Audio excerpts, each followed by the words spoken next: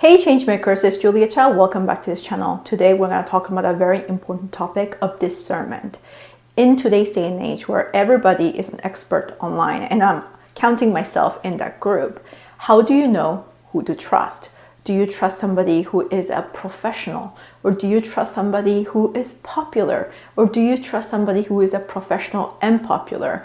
After all, when you're following people online, you have a purpose. You want to change your life. You want things to get better. You want to fix whatever problem you're facing, whether it's in your finances, in relationships, whatever area that's going to make you break those generational cycles, because all of us ultimately are facing the curses and the chains of generational cycles, the systemic problems that we have in our society, and all of us are wanting to become more privileged. We know that is the goal. We go see experts like a financial advisor, or you go see a therapist or a psychologist or other types of doctors, and when it doesn't work out, what do? We turn to online. We take the matter into our own hands.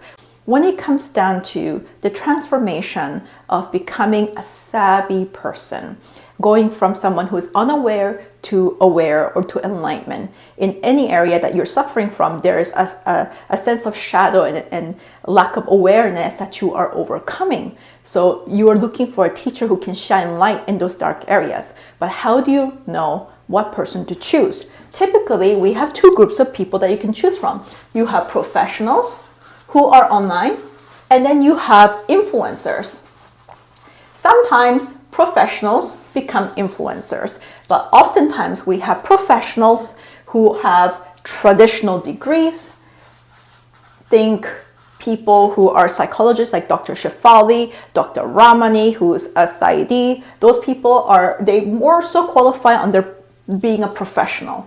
And then we have influencers, some life coach that you beat on your FYP on TikTok. That person will fall under influencer. A lot of famous people actually fall under influencer too. Some people who have like over 1 million followers on YouTube, that's an influencer if they're talking about spiritual growth and they don't really come from the traditional route of having studied that area. So people like, let's say, Aaron Dowdy, you have your own pick of who those people are. I'm not really gonna name them because I don't think I have to. You already have the people that you follow and you want to hear from. Now, influencers, they do not usually have degrees. That doesn't mean they don't, but they may have degree in something totally different, right? And expertise in something different. The professional also have built authority and credibility. So they may be authors, and I don't mean just like an Amazon author.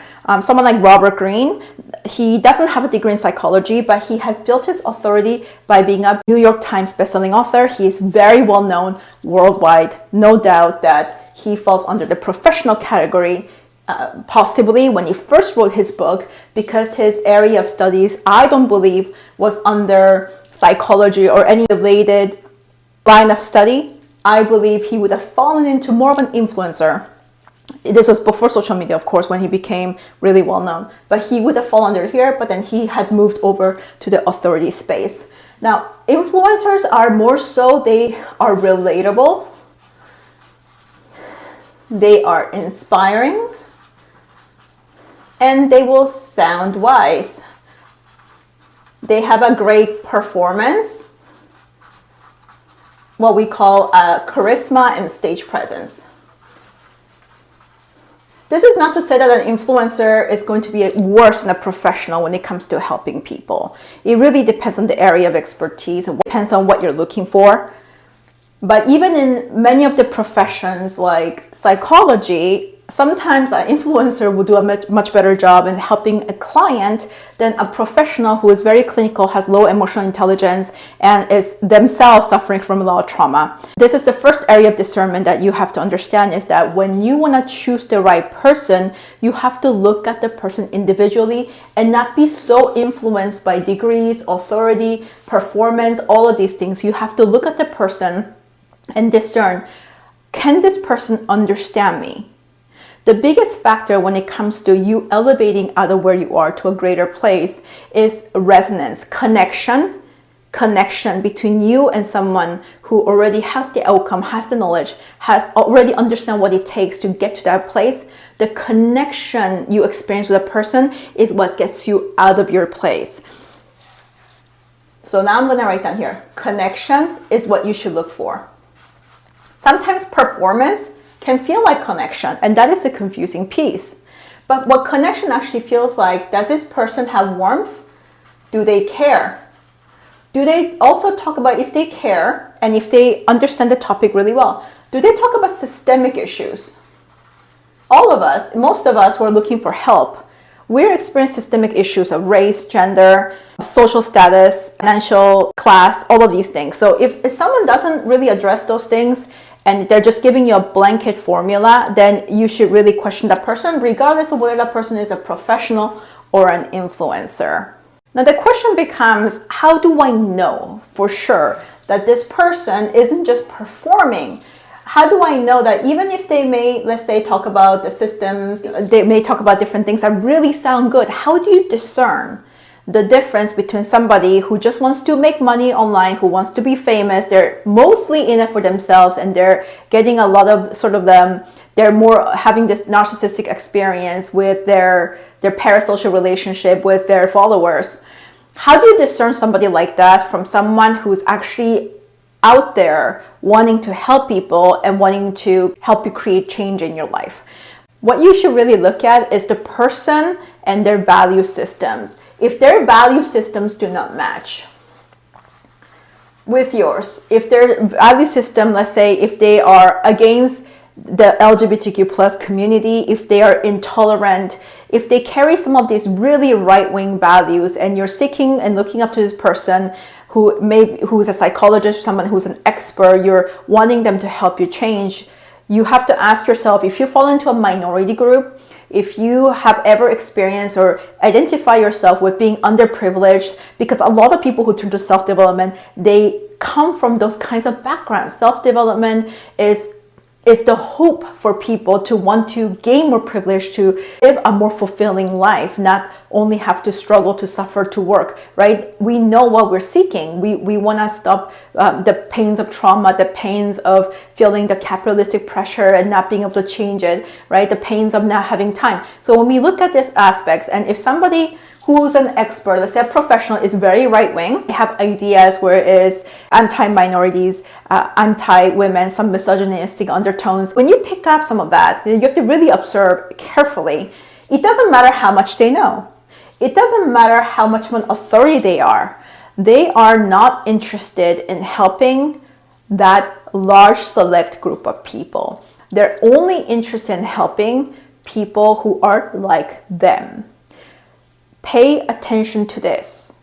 If somebody loves their male privilege and has spoken about it as if they love their male privilege, and they talk about having mental health issues as a victim mindset, do you really think they will have any shred of empathy towards people who are the vast majority of the ones who are seeking self-development help?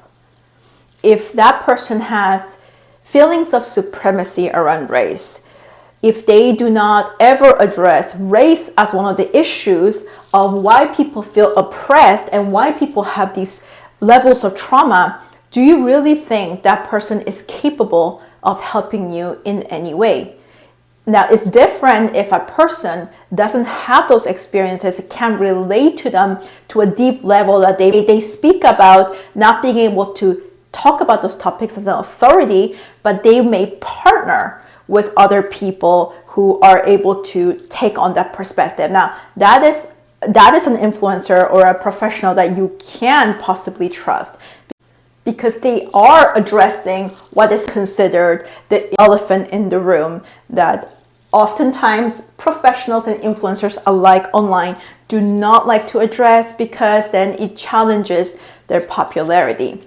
The next thing when I look at is when somebody gains a lot of popularity and followers all at once. Let's say someone starts and then they suddenly get a lot of social media fame.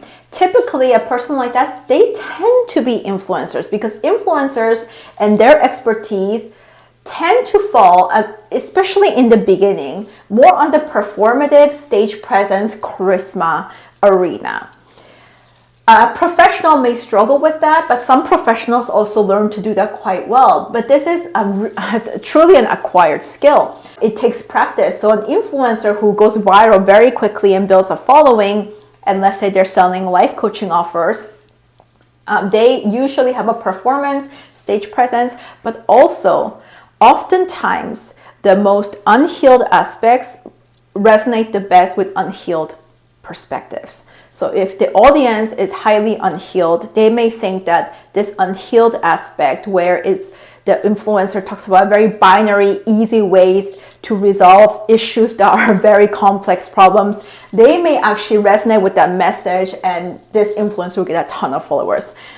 Age is not always an issue that you want to look at, but if an influencer is selling a service or selling topics that require a lot of maturity and wisdom, being 19, 20, 21, 22 years old, anywhere really under 30 is likely not the best fit for most people. Even when you're young, you want mature perspective of somebody with a lot of experience, someone who's able to give you a picture of long-term consequences of the decisions that you want to make or about to make. Much of life, we like to think that, age shouldn't matter. A lot of people like to think that age shouldn't matter, but when it comes down to self-development, there are some things that you just cannot speed up in life. Your 20s and 30s primarily needs to be applied to heal your childhood wounds. You need to really focus on understanding your family story, your parents, from an objective lens, and you're not able to do this alone. You can only really do this with somebody who is an expert, who has done it themselves. Even when someone like a professional gets a great degree and has a bunch of research paper, they themselves may not have overcome that. They themselves may have a lot of shadow wounds that they haven't uncovered yet. That's why you need to pay especially a lot of attention to what they say versus what they do, what they say and what they don't say. If they never talk about systemic issues, if they never talk about race, if those conversations are not there, if they do not actively stand for minorities in the self-development industry, that is a red flag in itself. And unfortunately, when you start to look at it from that lens, the majority of professionals and influencers will fall in the category that they possibly are not the right fit to help you. They possibly, even if you were to engage them one-on-one, they may not quite resonate nor want to resonate with your issues or your experiences. Connection is what pulls you up, is what elevates you, is what frees you, that sense of connection. Why? Because a lot of the issues and the struggles that you have internally comes from a lack of connection being the root cause, comes from having disconnection, feeling disconnected, feeling fragmented, not belonging in this world, feeling deep shame around yourself and your identity. And if someone cannot acknowledge that, someone isn't capable of making space for that, there's absolutely no healing, no foundational healing that can be done to help you elevate to the next level. If you were to ask me, how did you get to where you are? A lot of it was with really horrid life circumstances and experiences I experienced. And not being able to find the right expert for a really long time, I struggled. And I would say I spent a lot of time struggling because I didn't find the right person. And then when I did, I wanted to reject that person, because ultimately, whether we're online or in real life, when we are in such an unhealed space, we do not immediately resonate with somebody who is capable of helping us, because what feels like love is unfamiliar. What feels elevating in high frequency feels unfamiliar, and what feels easier is to fall into that negative vibration, to fall into that easy answer, the shortcut, the lottery mindset, and people who demonstrate that to you.